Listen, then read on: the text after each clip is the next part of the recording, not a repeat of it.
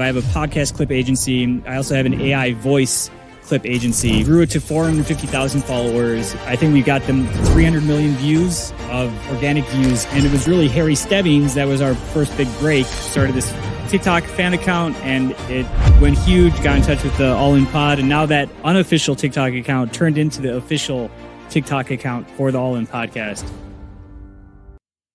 Welcome, everyone. Today's guest is a serial entrepreneur and a CEO of two content marketing agencies simultaneously, where he pushes out 140 pieces of content every single week. He's generated over 1 billion views. That's a billion with a B for his clients, traveled 61 countries while also enjoying family life. He has worked directly with some of the biggest names in venture capital, including people like Harry Stebbings from 20VC, and the team behind the BG2 pod. He got his big break actually by building the unofficial TikTok account for the All In Pod. Welcome to the show, Chris Madden. Thanks so much, Alex. That was a great intro. I think you hit a lot of the highlight points. You know, I was an English teacher for a decade, and then the pandemic hit, and then started listening to All In Pod, and I'm learning so much from this episode.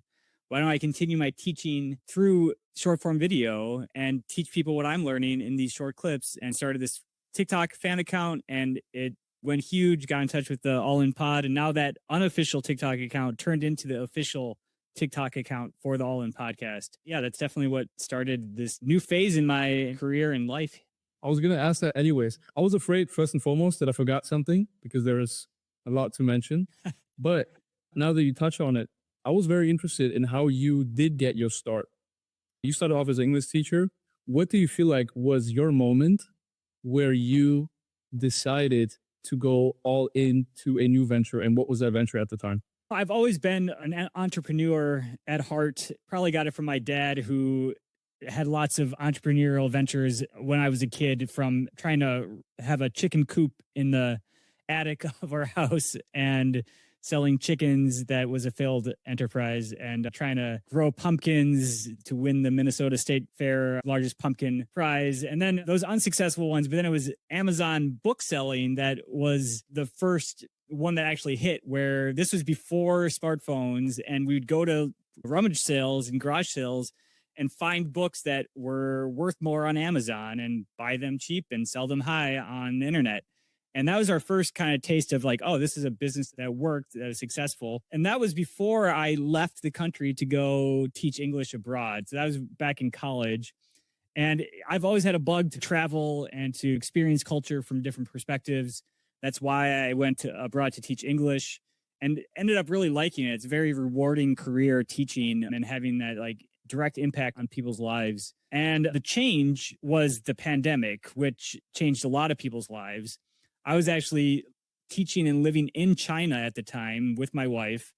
And I think we saw the news before everyone else, like, oh, 2 people in Wuhan have some virus. And I was like, oh, this is nothing. And then I think it was like a week later, we're like, okay, we got to leave China. We went to South Korea, left South Korea, went to the US, and we're there before March 16th when everything shut down. And we're like, okay, everything's going to change.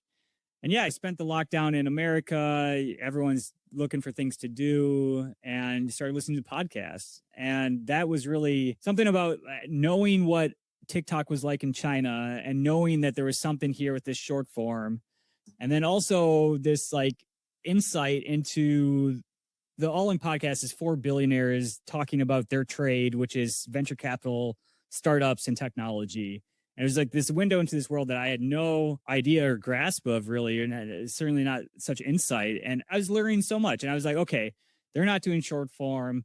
What if I start putting their best moments on TikTok? And this was before podcasts were doing that. We gained 30,000 followers in a month. It was like a kind of secret mission for me because I didn't do it with permission or anything. I just did it because I thought that it would be a good idea. And I wanted other people to learn what I was learning. But also, the host, Jason Calacanis, is kind of egging people on. There was one other guy that was making clips for them on X, Henry Belcaster, and he was a big inspiration. Kind of turned into like an arch nemesis in my head, at least. Like, oh, this guy's doing it, but I can do it better. Really got hooked into, we're making 2-3 clips a day. I say we because it was my best friend from back home that got me into the pod.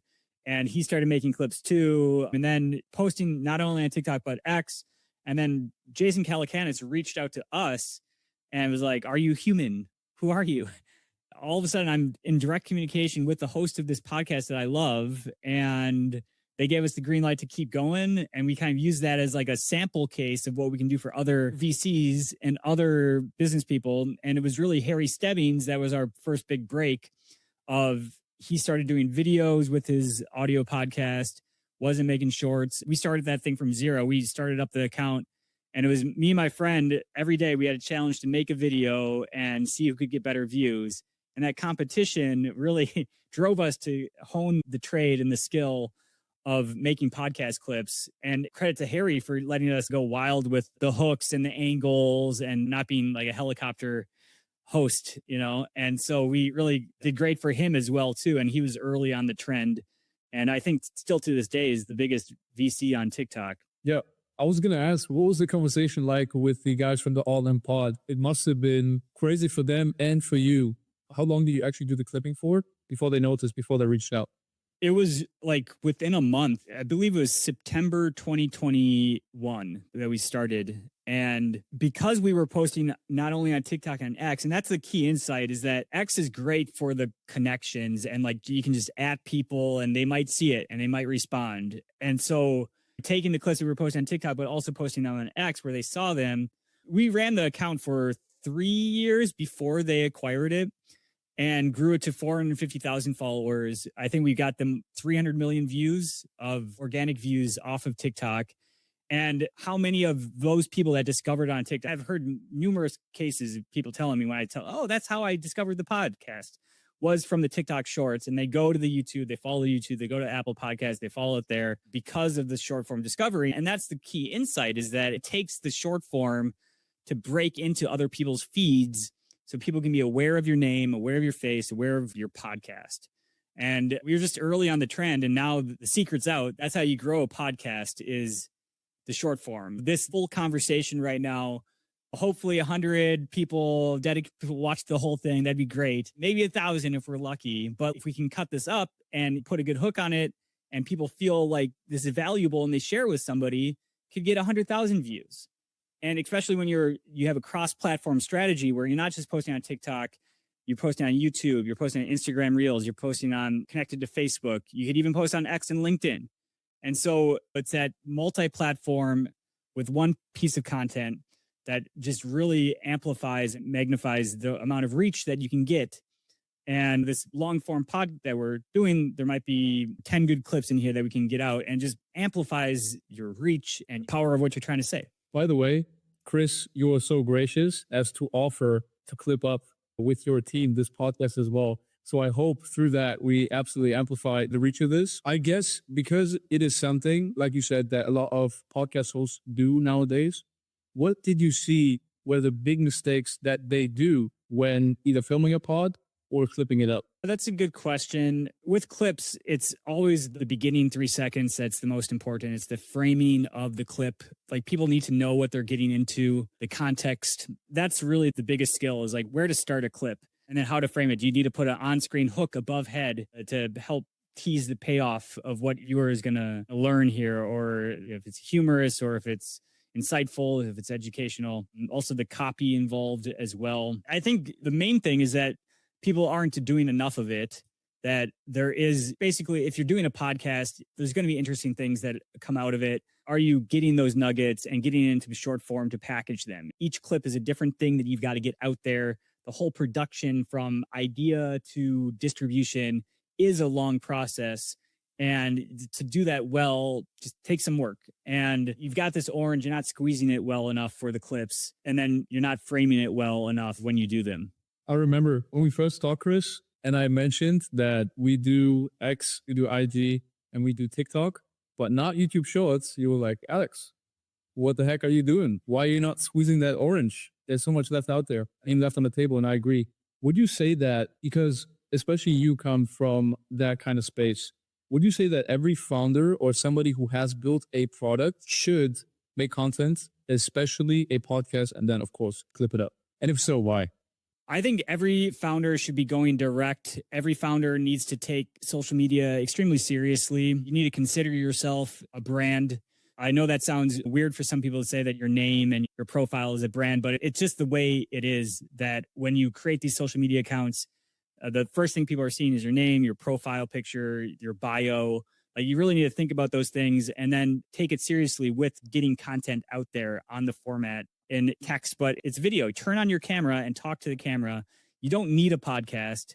Podcast is a lot of work. You can just start recording. And that's one way to do it. To bring in the second agency that I have a podcast clip agency. I also have an AI voice clip agency where you don't even need to turn on the camera anymore. You can clone your voice and creatively think of scripts for yourself to say, and then use that AI voice to make videos and to make content.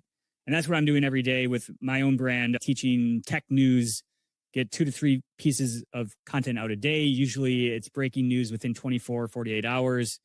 And that's just something I do for my own personal brand because I'm not on enough podcasts, even though I want to get more podcast clips out there too. But then from a brand perspective, like if, you're not only do you, the founder, need a brand and a profile across platforms, your product needs a profile and presence across the platforms. AI is the big hype right now, but social media is the OG thing that people are still sleeping on. It's just getting bigger and more important. You need to take social media seriously, and AI is a great tool to help you do more and help you think of strategy, help you clear that blank slate problem and get content out there. I don't disagree. I agree wholeheartedly. I think we currently live in an age of creator founders. So founders who have become creators, you see that these companies tend to be the most successful if they start out as founders and then make content about the company. I think who's a good example? Alex Hormozi, right? The gym launch, I believe, at the beginning, then a couple of SaaS products, but he really started making content, I believe, during the acquisition.com era, once he's already gone through a couple of successful launches. And that propelled him to, in my opinion, new heights where that made talent acquisition, branding, everything, sales for acquisition.com way, way easier. So this is why we're doing this as well. Obviously, I think a lot of founders sleep on this. To jam off that, Alex Hormozi is certainly a huge inspiration for me. And when I was I started school myself and learning about him, well, just from a clip editing perspective, like the Alex Hormozi style was the one that first went viral, of these kind of punchy captions, different colors, adding some emojis in there. And then the quantity and the pace at which he got content out there was truly impressive. And he set a standard for the larger creator community, really a trailblazer in that sense. Well, I agree with you. I agree. I think he pushes out 300 pieces of content a week, something like that, something crazy like that. And founders say that, I don't just have on his time. brand alone. Yeah, I think so. Yeah, that's amazing. Big team, and also he dedicates a good amount of time to content. And you hear other founders say, "Oh, I don't have enough time for content." The guy literally runs a huge company, is probably working way more than a lot of us, I can humbly admit in this case, and it still finds time to do content. I wholeheartedly agree. My question to you is, go ahead.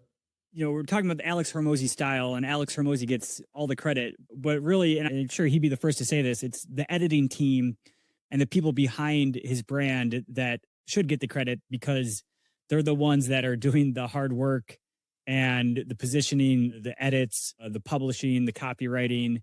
And that whole process takes a lot of time, and it's a system.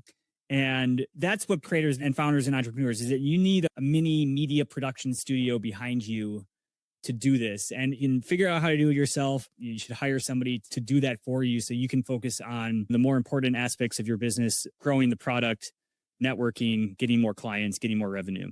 Mm-hmm. I agree. I find myself in the same loop a bit ago.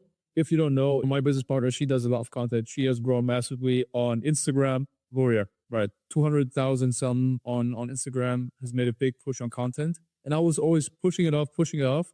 And then I realized if I would have treated content the same way that I treat other things that I need to do within the business, I would actually have had planned it into my schedule.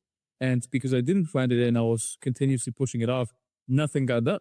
Absolutely nothing got done. So as always, I would always plan it in, consider it. I think it's absolutely magical for acquisition, having that amount of stuff about you out there, just showing that you're a human being.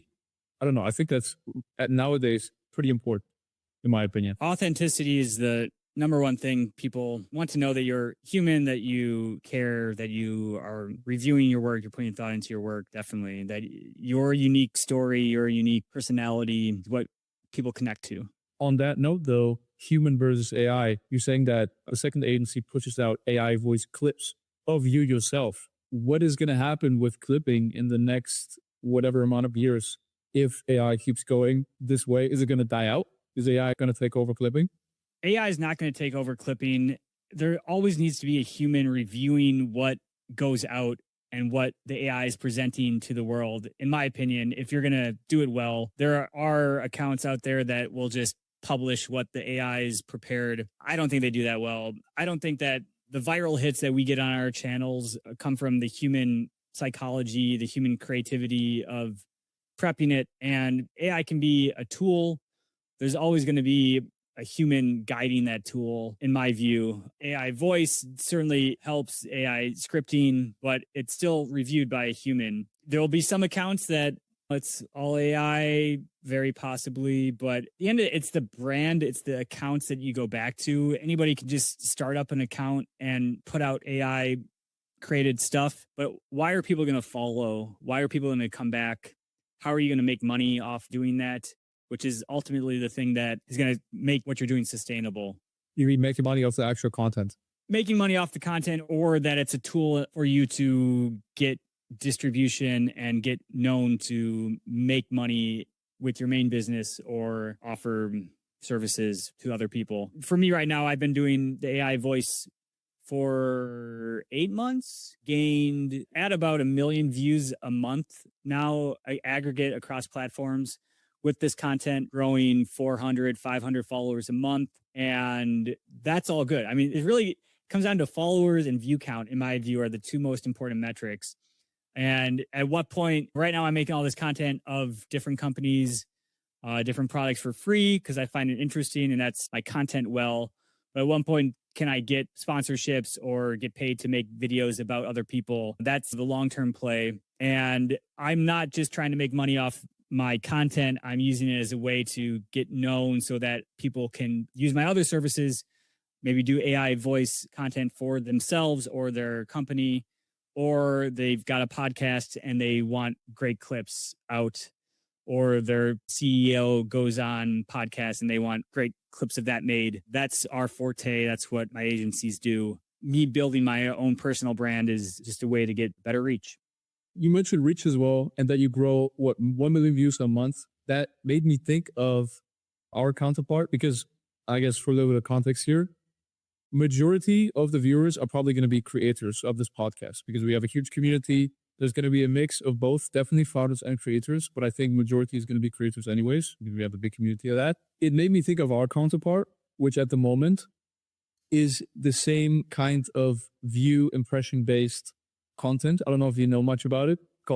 Basically, you run CPM campaigns, or we run CPM campaigns, where you just produce a huge amount of volume of clips, like 1 clip a day at least per creator, which might seem tiring for a lot of people, but I think is the future of UGC as more companies move away from one-off gigs, like one-off videos, like, oh, we're posting once a week, for example, whatever it is, right? Twice a month. Moving more towards 300, 600, 900 videos a month, roundabout. That's kind of the volume. 300 videos a month is, I mean, for one account, that's 10 videos a day. That's a very large output. Unless you have several different accounts. It's going to be 10 accounts. Oh, across 10 accounts. Yeah.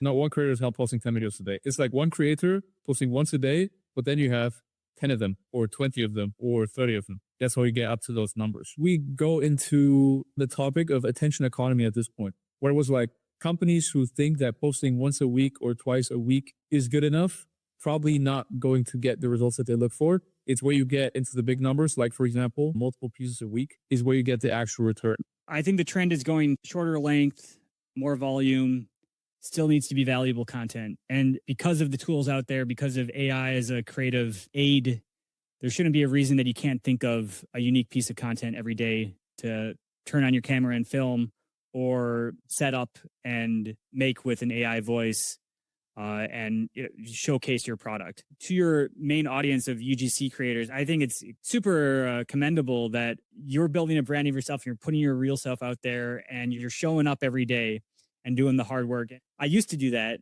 And, I'm almost 40 years old now, crazy enough. And for me, I thought you were yeah, thanks. Yeah, I can't believe that. Your mind doesn't age, I'll tell you that. I just don't have it in me anymore to turn on my camera and do the hard work of building that user-generated content and building that brand, and that why are your followers following you? And it's a lot of work. And so props to the people out there that are doing that and then making money, pitching products and thinking of clever ways to make those videos. I think that is a really cool way for companies and certainly user goods to advertise and get the word out. The recommended amount on TikTok is like 4 to 5 posts a day for short form content, if you can do that much. We try to hit 2, 3. One of our accounts, we're doing 8 pieces of content. We've had a very high volume strategy with the Cliptastic brand, talking about TV shows, movies, and video game news. And there's so much news out there to hit that we can make a 30-second, interesting, entertaining promo, basically, of a video game, movie, video game, TV show every day. And the strategy started to pay off where, we just had our biggest week this last week, 350 followers gained. And eventually, hopefully it cascades. My strategy really is, there's so many people, there's so many industries, there's so many areas out there that aren't doing short form well. And if you can show them that you can do short form better than they do and do it and put it out there live and then reach out to them and show them what you did, that is a great way to get clients. It's a great way to build a reputation for yourself and show what you can do. That's an interesting one. What I've seen recently, especially with people who are a little bit younger, let's say my age, right? People who are at that point, let's say starting to How old are you, by the way? I'm 22, Chris. 22, yeah, young pup. Absolutely. Like it. Good job. Absolutely. Start them young, I always say. But even I talk to a lot of founders who are younger than me, obviously. I think the guys that we recently started working with them, Content Rewards, coming to speak of clipping. I think I mentioned them, you as well. Also pretty huge in that space. I talked to the head of brands. That guy is 18, right? It is amazing. Side point, I just think it's amazing this day and age that we live in and how all of this information and education and knowledge is out there on the internet and in podcasts, on forums, in schools. And so many people, younger people particularly, are like, why would I go to a traditional education when I can start doing stuff and creating and making money now? And then you got the youth, you got the energy, no family, no kids. Yeah, no family. Yeah. Why not put yourself out there? And if you're not going to look back in 5 years and think it was embarrassing or think it was like you regret something, like you got to be willing to stand out there and speak to the internet, speak to people and it goes public, and be able to stand behind your words, stand behind your messaging. If you can do that, do it while you're young. I agree. I always said it's not how old you are, but when you started. For example, probably famous musicians back in the day, but especially today, entrepreneurs. If you have somebody who was 25 and he started 2 years ago, right, with entrepreneurship, building his own company, whatever, compare that to a 20-year-old, technically 2 years younger, or even 18, who started when they were, 12, right? Getting into that stuff. You don't need to build a huge company, but at least be interested in it, do research in it. It's time in the game, I believe. It's not just life, like how old you are, but time in the game. I think a good example, Cluely's CEO, Roy Lee, the guy is 22. I believe he started when he was like 15 building his stuff already. And he is now richer and more successful than many people in their late 20s, early 30s, 40s, 50s. You mentioned it as well. I think the industry is going there as well. It's towards shorter and shorter content. You mentioned it before we talked. It was short form content is the end state of content, right? Normally you can go shorter than how many seconds the short form clips are. We can make them shorter at what point do you lose the effect? Or how short can you make them, right? You can only go so much towards zero before you hit zero. This was the whole starting of the point where I wanted to mention it. A lot of young entrepreneurs are going into clipping nowadays, I noticed. It's like a huge thing. Like start when you're 16, 18. These dudes are, young men are making a couple of grand a month. 5K, 6K, 10K, up to 20K I saw as well. Do you recommend people get into clipping? I do. I love learning, and I think you have to be learning every day, and you have to enjoy the things that you're watching. And then as a teacher in me, I wanted to teach other people what I was learning.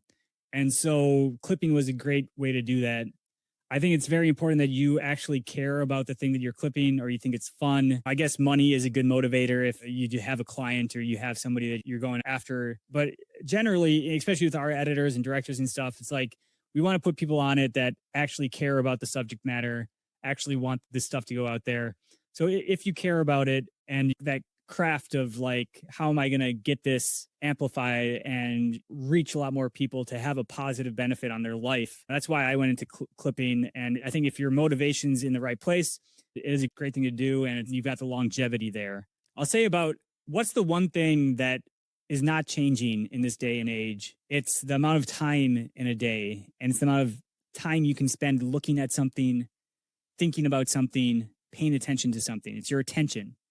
And as much as our world is fastly changing and the technology is fastly improving around us, this wave of new content and wave of new things you could be watching are out there. You can still only pick one thing at any given time to look at and pay attention to. And so that's the real battle out there. And that's why thinking about it from the attention perspective and why do you earn somebody's time? Why should they spend time on you and your content? It's very important to think about. And knowing that this resets every day too. Every day people wake up and you've got like a new chance to grab them. It does explain a lot of where our world's going with, I think it was like 5-10 years ago that headlines, people only read the headlines. It's like, there's just so much stuff out there that you're just reading the headline of something. And so people are getting news and information through a headline. Maybe they click on it. Maybe they read another paragraph. Maybe they read the whole story. But it's the same with short form video and your feed. It's like you've got the first few seconds to grab people's attention. And then if you can keep their attention, then maybe they watch another 5-10 seconds, and then maybe they watch the full clip. And so that's why I say that short form video is the end state, because how can you more quickly grab somebody's attention than within a short form piece of video content in the video format? Sure, in a text format, it's a headline, but with the video format, you also have to incorporate the text with the hook, with the description, the first line you see on the social media platform. And so it's this art, it's this game, and every day is like a refresh where you've got a new chance to grab people by the collar and hold them. Chris, you know what? What I believe in is operationalizing things. I think that's very important, especially when we talk about all the things that we just talked about that come together. One, very difficult to produce content. If you're a founder, let's say, we talked about the UGC creators. You respect them a lot for getting out there every day, producing content, doing all that. That's number one. Number two is there is absolutely an information overflow. There is too much information. So I guess the skill nowadays is not getting to information, it's getting to the right information and filtering it out. And I think people have gotten pretty good at filtering out what they're actually interested in because there is just so much. And because of that, you talked about it, it's an art to do that, to earn somebody's attention. If you would operationalize it in this context where obviously you do it for a living, the agency, right?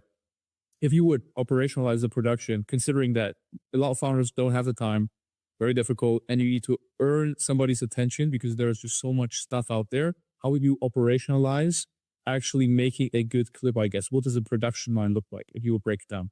What do you do?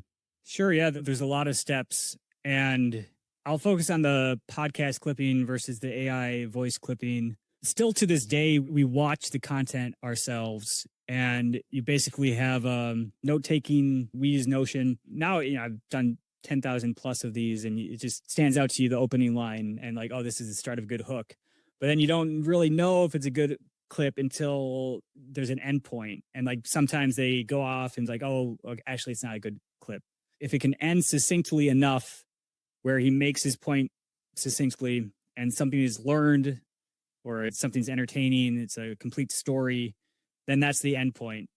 And then you mark those two things, and then it goes to the editor to do their magic, and that may be you. And then what we like to say about editing is it's literally like, a minute clip. There's 100 little decisions you make in that clip of where things should be, what you're putting on the screen, what if you're cutting out little things. The eye can only look at one thing at a time. You don't want to overload the viewer. You want to make it an enjoyable experience. And because these talking head podcasts, it's really the person's words that are carrying the message. So you can't distract away from that. You want to amplify it by what you're adding on the screen at times to add value to the clip. Once the clip is ready, directors review it, you review it, and it's a social copy. You got to think about what's going to go with the clip on the different platforms. And so even though the clip is the same, we make sure that every clip is formatted right so it can be viewed on the 6 platforms, but the copy does change. What? Count them all. Yeah, so it's TikTok, YouTube Shorts, Instagram Reels that's connected to Facebook, and then you've got LinkedIn and X that you can post the video to too. But so X and LinkedIn, people don't really watch the videos. You got to have really good copy to go with it, kind of summarize the video. Whereas in like TikTok and Instagram, you don't want to summarize the video because you want to tease the video. You want people to watch the video. So it's another chance to hook them is in the description. On X, do you put in the whole clip? Like, I think you can put in files on X, or do you just link it to another platform? We post natively. We upload the video natively. Okay, right. Because X probably doesn't want you to get people off platform if you put too many links in there. Yeah, that's a no-no. Like, you don't put a link to another site outside of X. It won't do well. You can put it in the second tweet, not the first one. That's good. That's good. Like, if red reply underneath. Okay. I guess on that topic though, because I feel like after the clip is finished, so I guess for me to recap it in my mind as well, you want to have a good hook where there is a clear start to what we want ultimately to have, which is a clear learning or a takeaway from the clip itself. And then it also needs to end succinctly. So there needs to be a clear end point, like a mic drop moment, I guess, will be the best. Or does it matter if that's personal interest, doesn't matter if you just cut out the middle. If let's say you trail off in the middle, what if you just cut that together? Yeah, a lot of times we'll do that where somebody goes on a tangent or there's like a 15-second thing where it's like, it's going to be stronger if we cut this out. This doesn't add much. And as long as you're not taking away from the main point or changing the meaning of the speaker, there is some ethics involved in what we're doing. And number one is like not changing the meaning, the point of the speaker. So definitely we take the liberty to cut out things that take away from their point or to save time to make it a stronger. The two analytics that we think matter most for a clip doing well, it's really number one is watch time ratio, like how much of the clip did they watch? And then the number of shares too. Like if it's a clip that it actually like somebody wants to share to their friend or share because they think it's funny or valuable, that's a huge indicator that this is a good clip.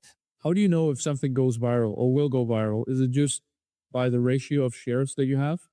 Is that only it? Depends on the platform. You can get a sense about things beforehand, like, how likely this will do well. Again, it goes back, like you can make a mistake as a director based on the hook that you put on.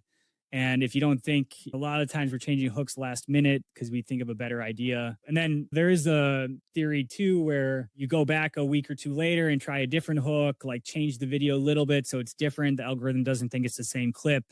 You can get another shot with the same content. There's a lot of ways you can reuse content and try different hooks. Yeah, TikTok, early if it's going to explode. Instagram can take a while.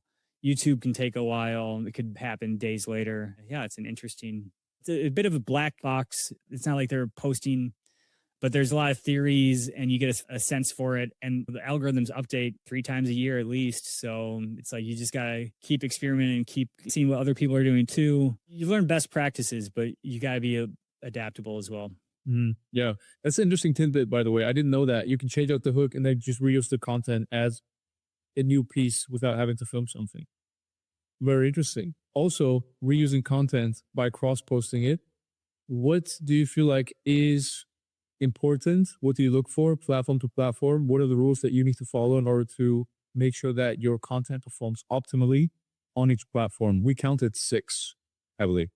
Well, first of all, just think about the extra cost it takes to, you put in all this time and thought into making a piece of a video, a vertical clip, and you've posted it on TikTok. What's the added cost to post it on another platform? It takes 5 minutes at most, maybe, to do that. And so people that haven't started up their Instagram account, haven't started up a YouTube Shorts account, people that are just focused on 1 or 2 platforms, what's the added cost of being present on more? That's the first thing I'd say, is even if you just copy and paste the exact same copy, at least you're putting it out there. And maybe you don't advertise that you've got this Instagram account that's got 10 followers or something, if you're ashamed of that for some reason. But you got to start somewhere, and you got to start the train of content getting out there. Posting into the void is a very scary feeling, and getting no likes, no comments, and you get, you feel weird. Just get over that. Keep posting, keep figuring out why it's not connecting. But if it's working on one platform, it should theoretically work on the other platforms too, given enough time. Very, very interesting point, and I agree with it wholeheartedly. People think organic content is volatile. I hear that all the time. If you're trying to scale your business off of organic content, oh, it's up and down, it's unpredictable, whatever. It's magic, right? I put something in, then some voodoo happens, and then magic dust comes out at the end. I have heard this learning that I have made myself and now internalized from a mentor who also runs an agency. And he said, people think organic content is volatile because they are not consistent in the inputs. And I'm like, huh. And also the tracking and treating it emotionless and actually looking at what content performed. Oh, out of these 20 pieces, this hook or this piece of content worked.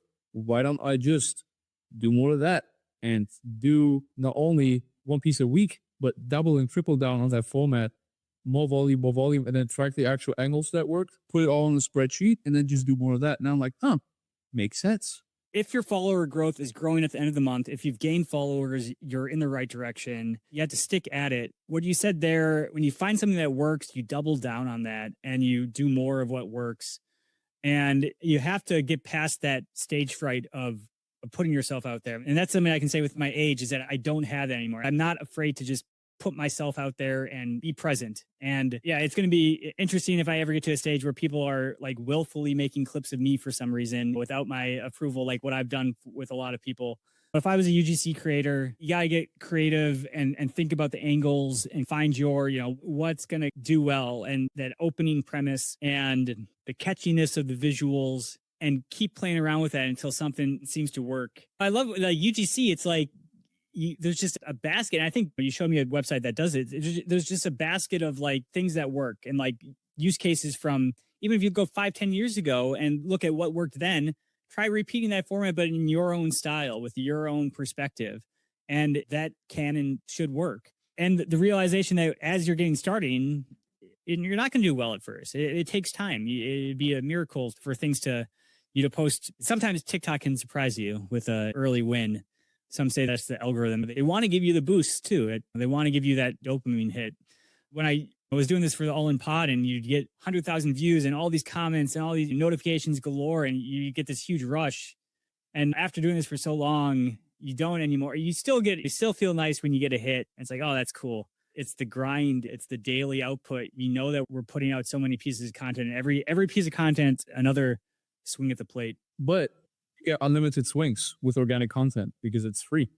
Well, free in what sense? I mean, time is not free. The time it takes to film, to think of the concept, to package it. I agree with that. Question is, what else would you be doing if your main business is content? Might as well double down on content. What are you going to be doing? Sending emails? Sure, right? For UGC creators, we go pitching, so outbound, across multiple channels, emails and DMs, let's say. Then where's another acquisition channel? Content, building your personal brand, making good content so that brands see your page and then want to work with you to get inbounds. Partnerships. So if you partner up with an agency, we give out huge amount of deal flow to our creators at this point. And then applying on job boards. Applying on job boards, how? Oh, I don't even know how many job boards there are at this moment for you mean to like find a job? That's a good use of time. Yeah. I'd say that content creation is the bedrock. If you're a UGC creator, like you've got to make sure that that's strong and that you've got the consistency and stuff. What I'm trying to focus my teams on are follow through. It's like we do all this work and we get out a great piece of content, even if it does like really well. It's okay. What's the next level of distribution there? It's the sending messages. It's who in this video would be interested in this. Let me think of 3 people I could send this to and give a little quick intro. It's like having that thing that you've done to show somebody is such a good, better inbound message than just some text. And as somebody that gets a lot of these, and even with job, like I'm hiring kind of all the time, and I know it's a rough environment out there for a lot of people, and a lot of people have lost their jobs in the tech industry, and software AI is changing a lot of things. And there's a lot of people that have been looking for months for a job, and AI has made it hard. We put out a job for a director recently, clip director, got 1,000 applications. And so from my perspective, how do I even start to filter through all this stuff? And so I put it was like, find out how to DM me. If you can DM me and then show me something that you've done, that's going to be the thing that it gets my attention the best. And where I'm going to give you a shot of maybe follow-up questions, maybe an interview if I have time. But it's really daunting out there. And so what's going to make you stand out? It's the things that you're publishing publicly to the world and showing what you can do and showing who you are and what makes you unique, what makes you special. Because just expecting people to look at your CV and then dig into things themselves or something, and then to like, oh, this CV is so good, or this intro open message is so good that I'm going to give this person an interview. It just doesn't stand out anymore, I don't think. And it's, unless you've got a pedigree, and by pedigree, I mean the places you've worked before, to like a big name that you've worked with before, then maybe that can stand out. And that should be in the first sentence. It's crazy how the power of names, it's really a power law of people and like general knowledge and information. Like whoever your connection to the biggest, most popular, most famous person, company is, that's what should be in your headline of your CV, the first thing you tell people. They say that a founder or a CEO, you got to get really good at repeating the same story and pitch 100 times, and you got to do it just as exciting and just as energized every time. And it's 100% true. And then for the people that are just starting out and maybe you don't have that name recognition or that pedigree of people or places you've worked before, you got to think creatively, and you've got to make that sample work of why you're a good writer, why you're a good content producer, and show it in the first message that you send somebody. Chris, I could not agree with you more on this point. This is what we tell creators all the time, and you touch on it so well. Human psychology stays the same. What we look for is what? History, right? A track record. Where is your proof that you know what the talking about in the first place? Leveraging companies that you work with, leveraging big names that you know, connections. I think that stuff will remain the same importance, because human psychology is not going to change. As long as we're not getting replaced by robots, that still is going to be the key, ultimately. And I think especially in this age where there is abundance of applications, like you said, put out one post, 1,000 applications. I'm telling you, I talk to a lot of founders. If they're looking for UGC creators, it's literally the same. The songs that they sing me about how many work hours their team wastes by filtering through waves and waves and waves of applications, most of them unqualified, endless, right?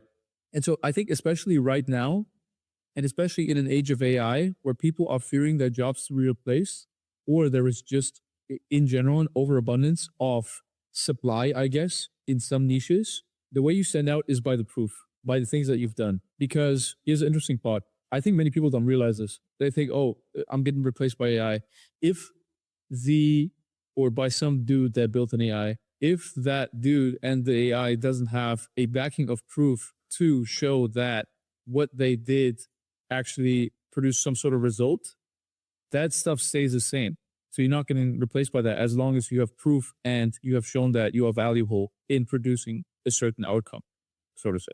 And the number one thing that you have to do if you're trying to apply for a job before you send out the applications, make sure that your LinkedIn looks good. Make sure that your social media presence looks good. Certainly, if you're trying to find a job that has anything to do with social media or networking, you need to make sure that your social proof is provable. I mean, I search names of the people I'm considering on LinkedIn, and if their LinkedIn doesn't look good, or if it looks a little sloppy, it's confusing what they do, what their value add is. It's like, okay, well, if they can't take their LinkedIn seriously, why should I take them seriously at my company? That's a good point. I was recently roasted so hard by a good friend, or now he turned into a good friend, Dustin House, pretty big in the influencer marketing space, affiliate space. And he roasted me, Alex, you got like 10 connections, brother. What are you doing? Who are you trying to message? You look like a bot. I'm like, that is right. Well, you got to start somewhere. That's the thing. It's like you got to start somewhere, and you got to present yourself somehow. And this just takes sitting down for a couple hours and thinking hard about it and talking with AI and like, how should I best present myself in a couple lines? And does this profile picture look good? And then, yeah, you should start building your connections, try to get to the 500 plus connections, the limit on LinkedIn. I think a big unlock that people still don't know is that there's a switch on LinkedIn where it's like, you can either not show your followers or you can show your followers and be like a creator or something. And once you show your followers, then it turns into this like any other social media platform where this guy's got a lot of followers. He must be interesting. Maybe I'll give him a shot.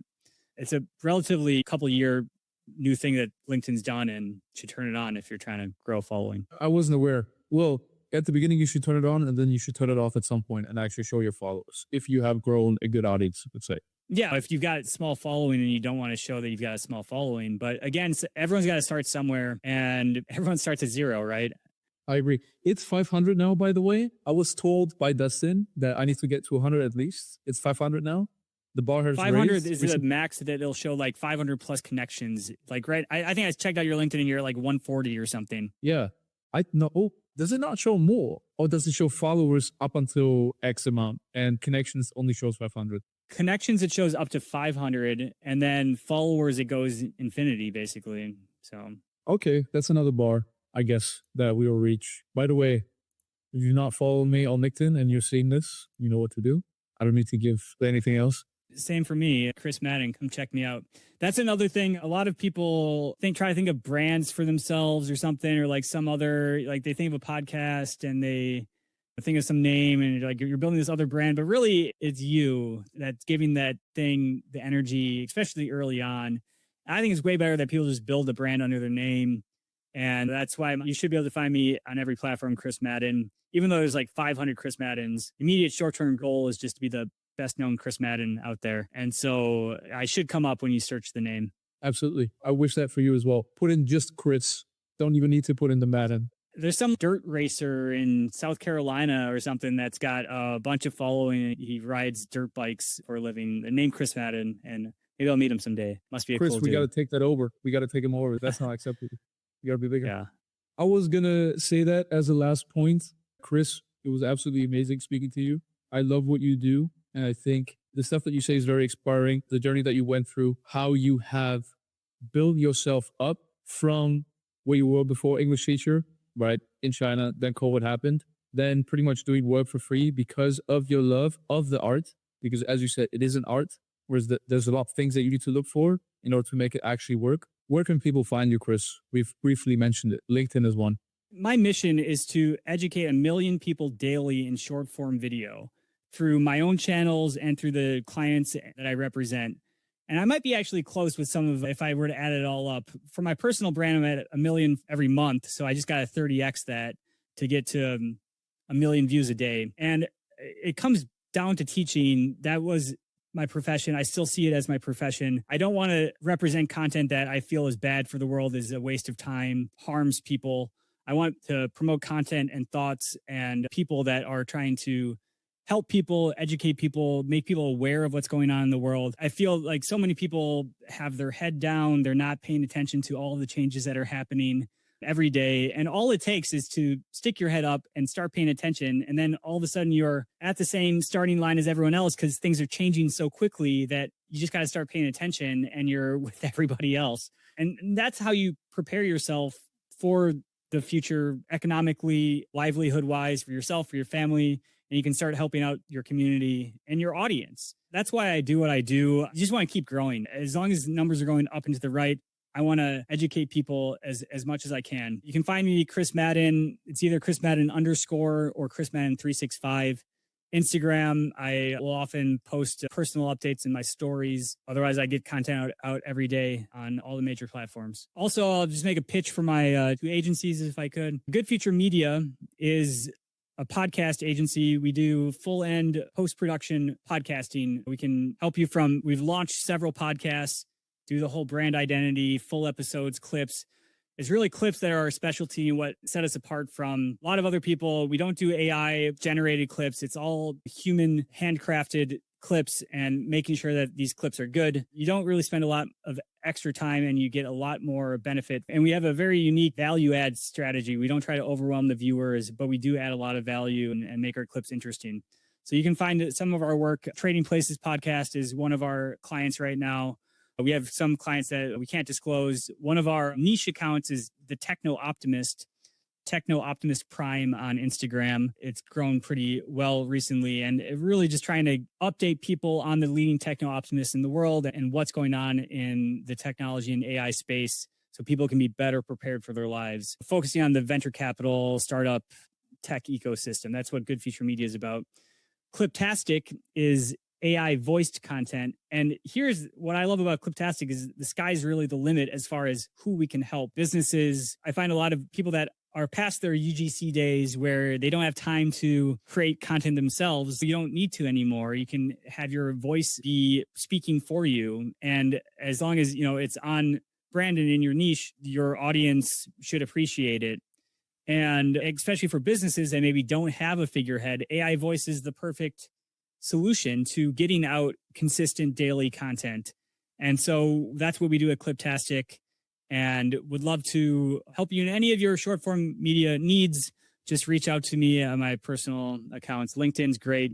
Instagram, X. Absolutely. I was going to say, if you are a faceless brand or a brand with a prominent founder and you don't want to go through the slog of producing content yourself or doing the after production of the clipping, or don't want to hire a whole team to do that for you, I think Chris is a good place to start up with.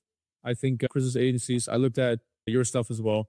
I think it's well made. No AI slop, which I appreciate. I think there's too much AI slop.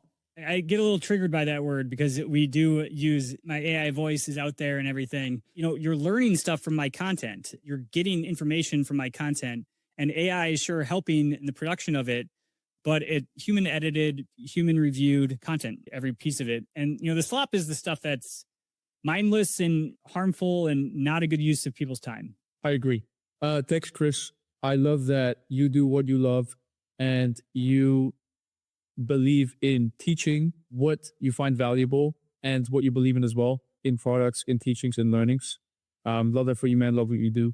And thank you for being here. Thank you, Alex, for the opportunity and to connect with your audience and your community. I've joined your school community and I would love to. I'm always happy to give free advice and say what's up to people. So please do reach out. Absolutely. Next step is to become a UGC creator as well, Chris. That's coming up. Well, yeah, I'm trying to put myself out there more, mostly podcast clips though. We'll get you. All right, Chris. Thank you very much, man. I enjoyed it. Thank you, man. Thank you.